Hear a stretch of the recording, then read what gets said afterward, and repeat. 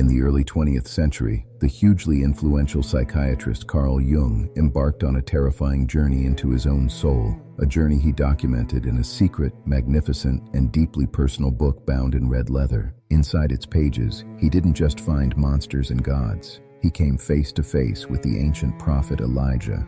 But Elijah wasn't alone. His companion was Salome, the young woman from the New Testament whose dance infamously led to the beheading of John the Baptist.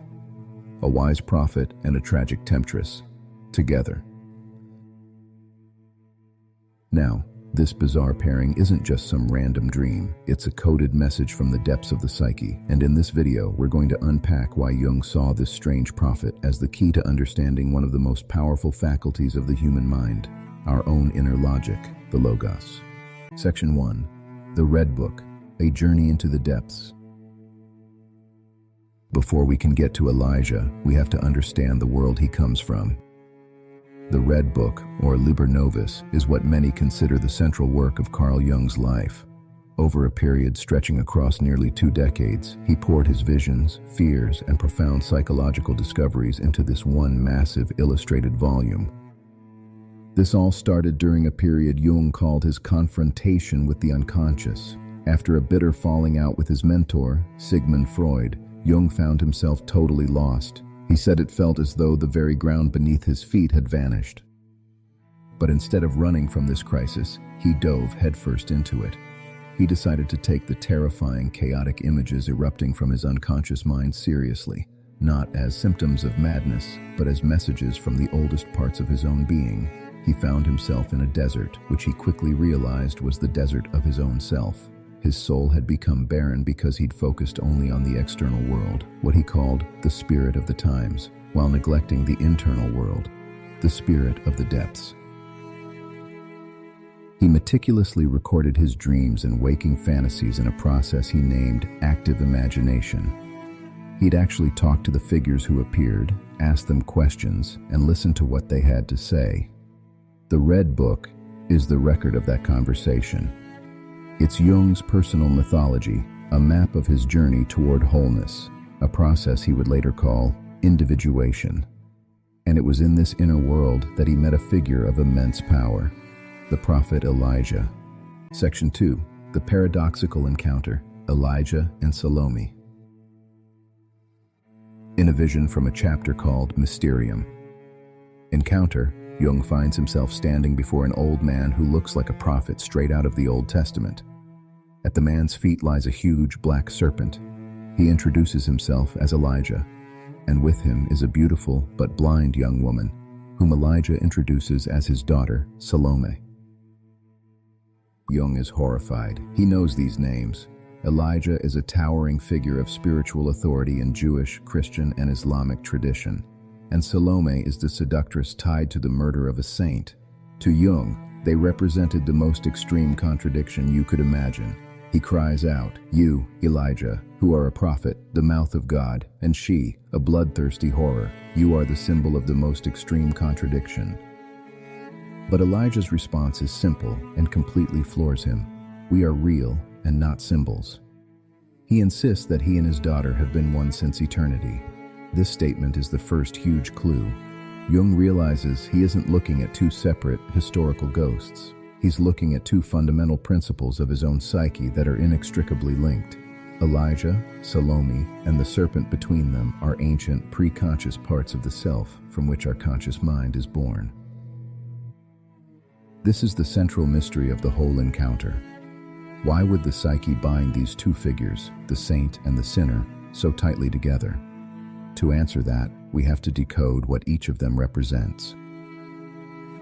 Section 3. Elijah as Logos, the archetype of the wise old man. Across countless myths and cultures, a certain character always seems to show up in moments of crisis, the wise old man. Think of Merlin, Gandalf, or Yoda. This figure is an archetype, an ancient, universal pattern that exists in what Jung called the collective unconscious. The wise old man represents knowledge, reflection, insight, and moral guidance. He appears when the hero is in a desperate spot, offering a brilliant idea or a piece of wisdom that shows the way forward. For Jung, Elijah is a powerful expression of this archetype. He is the senex, the wise elder who personifies the logos. But what is logos? In Jungian psychology, logos is often seen as the masculine principle of the psyche.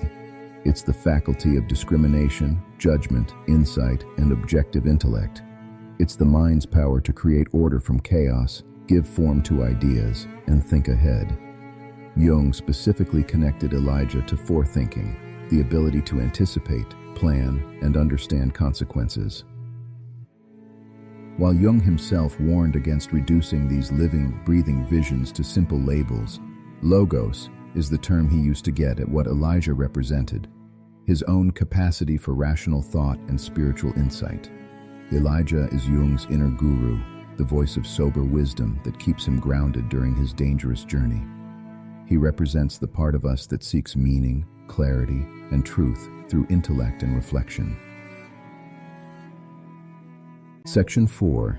Salome as Eros, the principle of passion. So if Elijah is logos, then his daughter, Salome, is his opposite, Eros. Where logos is the principle of intellect, Eros is the feminine principle of feeling, connection, and passion. Eros isn't about logic or order. It's about relationship, desire, pleasure, and even suffering.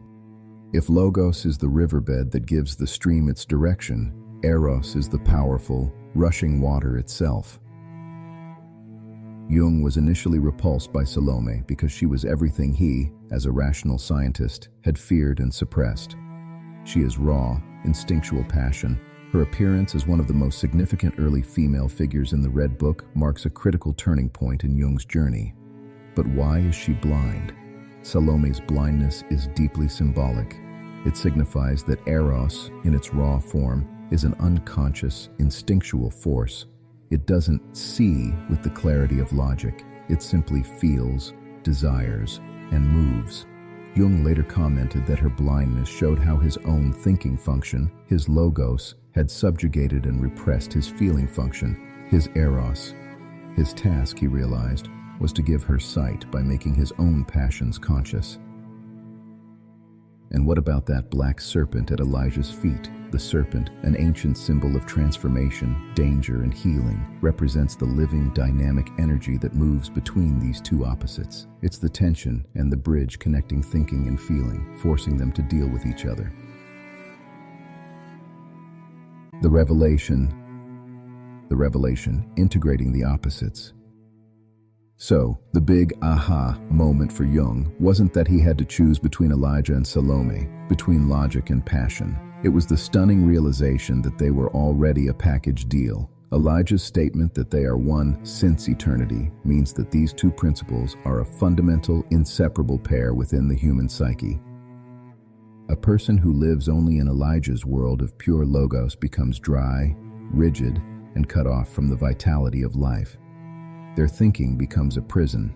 On the other hand, a person who lives only in Salome's world of pure unconscious Eros is blind, driven by chaotic passions with no direction or meaning. The solution isn't to kill one to save the other. It's integration. Psychological wholeness, or individuation, is about bringing them into a conscious, dynamic, and balanced relationship. It's about honoring the wisdom of our inner prophet while also learning to dance with the blind passion of the soul and, in doing so, giving it sight. The journey of life, symbolized by the serpent, winds back and forth between these two poles. We need the clarity of thought and the fire of passion. We need structure and vitality. We need Elijah and Salome. As Jung wrote, by following both, I follow the two principles inside me and through me in the world of which I am part. This was the profound lesson he learned in the depths. Conclusion. Carl Jung's encounter with Elijah in the Red Book is so much more than just a bizarre dream. It's a timeless story about the fundamental conflict and partnership within every one of us. Elijah isn't just an old prophet. He's a living archetype, a potential within us all. He is the voice of our own deep wisdom, our capacity for clear-sighted reflection, our personal logos. But his inseparable bond with Salome teaches us that this intellect can't and shouldn't exist on its own. True psychological health comes from the difficult, lifelong work of integrating our logic with our passion, our reason with our feeling, our forethinking with our pleasure. So, the vision leaves us with a personal question. What is the voice of your inner Elijah? How do you access that deep wisdom within yourself? And how do you honor it while also making space for the passions and feelings that give life its color and fire? How do you balance your own inner logos and eros? If you found this journey into the psyche valuable, go ahead and like this video and subscribe for more explorations into the world of psychology and philosophy. And we'd love to continue the conversation in the comments. Share your own thoughts on your inner Elijah and how you navigate the dance between logic and passion in your life.